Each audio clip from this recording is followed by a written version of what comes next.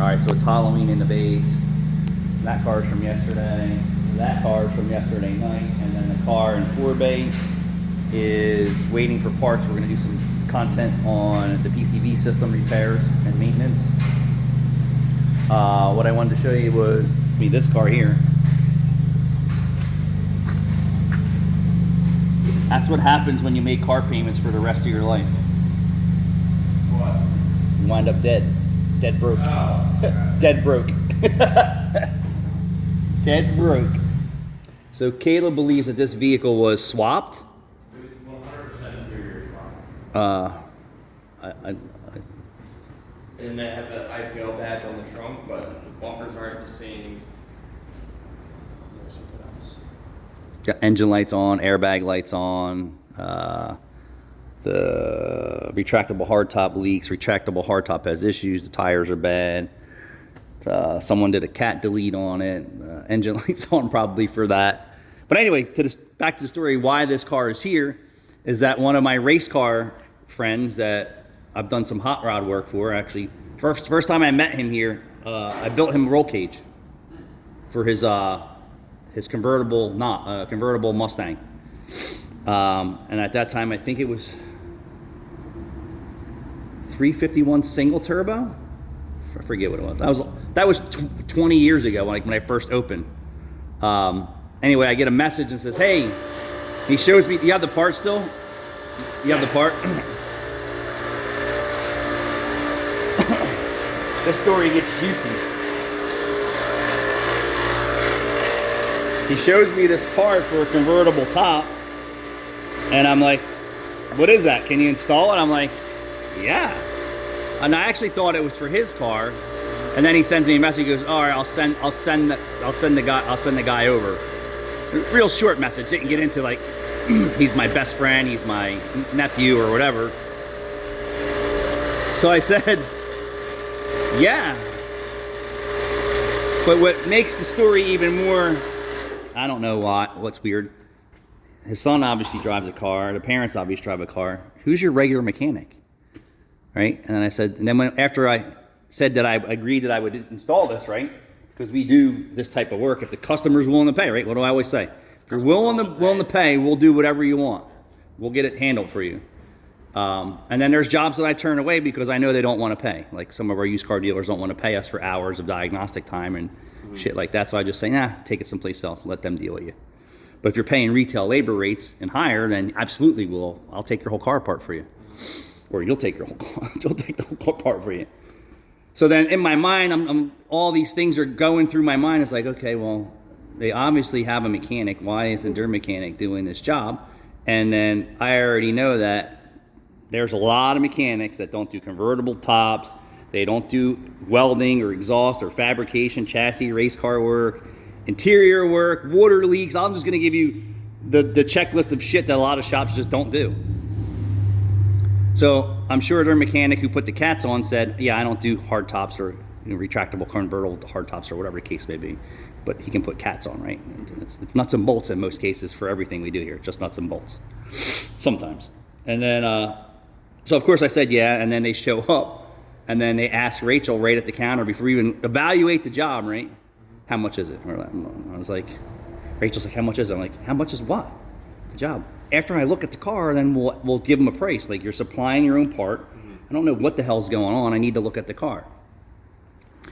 Every job, if most customers don't realize it, if they're paying a fee or not paying a fee, somewhere along the lines of the cost of doing business it's in the labor already a little bit, or if not, sometimes it's not enough. Like, we'll spend 20 or 30 minutes or an hour making an estimate for somebody's car for a big goose egg. So part of my estimate to do this job was the 20 or 30 minutes that we needed to look at it and then have Rachel prepare an estimate. I said, I want 3 hours labor, and 20 of it was my time, right? Of me looking at the car to make sure that, what am I getting myself into? Why didn't her mechanic do it? Is this problem bigger than that? It's a used part. Like, it has a bunch of stink on it that I don't like. But again, we're slow, and then I have to do things that I don't want to do.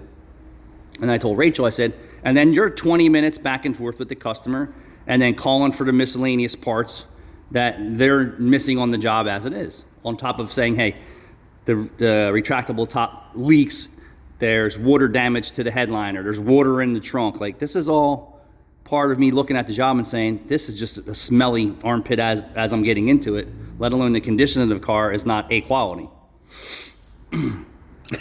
So Rachel calls and says, XYZ, this is what we want to do the job.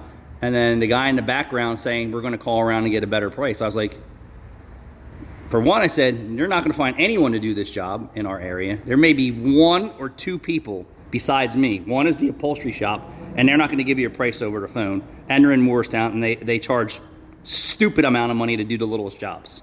So you ain't going there. Maybe the other guy around the corner might. I doubt it, though. Well, yeah, but then they won't have the car for... Then you'll never get your car back. And then a guy like me is like, yeah, we'll do it. Bring it over. Yeah, I'll give you a price. And then they want to haul around. I told Rachel they should have just told her to come and get it. But she's like, just hold your breath and be nice, Anthony. Let's just see how this plays out. One, we were referred because we're good at what we do. We build race cars, hot rods. We're transparent as all can be, right? And then you want to haul and dick around. Anyway, they approved the job. So let's go over here and check it out. Don't touch it. Kaylee, don't touch it. Because the struts still aren't done and I have it propped up. So part of a lot of what we do here, and what I don't think a lot of customers understand, is you ask us to do a job for you. We have to evaluate the situation. As much as you probably don't want us to because you're afraid you're going to have to spend more money, unfortunately, that's how the world works. Unless you can do shit yourself. So for me, it's like, all right, I'm going to work on the hard top. Well, the stains behind the glass tell me there's already issues with the retractable hardtop. Then I get in the trunk and then I see parts rolling around in the trunk, and then this whole transformer hardtop has a function of series of moving pieces that the trunk opens, and then this happens, and then that happens, and then these arms do this, and then this. So back here is the motor assembly. And we replaced that, but we still don't know if that's all the problem because they didn't want us to diagnose it. So I just kind of like did a visual inspection, say, hey, what am I getting myself into? And I said, I don't really care if it doesn't work or it does work after we're done. You asked me to put this part on. So then part of my inspection, you'll see why Caleb has this up, is that the hydraulic shocks or struts, people call them, that the trunk doesn't open by itself because there's no strong arm assist. And I was like, all right, well, that's another problem because I know that there's a switch that tells this that it's in position somewhere in these mechanisms. Like, all right, so this has to open or whatever the case it says. Okay, the trunk is now open. It's in full open position. And if these strong arms don't help push this into position, that it really could screw up everything on top of whatever they said that was wrong with this. And then Caleb actually figured out the worm gear was wiped out on the one we changed, and we manually actuated this one, and obviously worked mechanically. We don't know if it works electromechanically, right, electronic mechanically. We have no idea. So yeah, isn't too many people that do convertibles or retractable hardtops.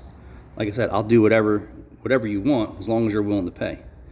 I don't know what their expectations are for this job. This is specialty work. Exhaust is specialty work. Brakes and tires is not specialty work unless you got 22s and 30s and things like that. Specialty work.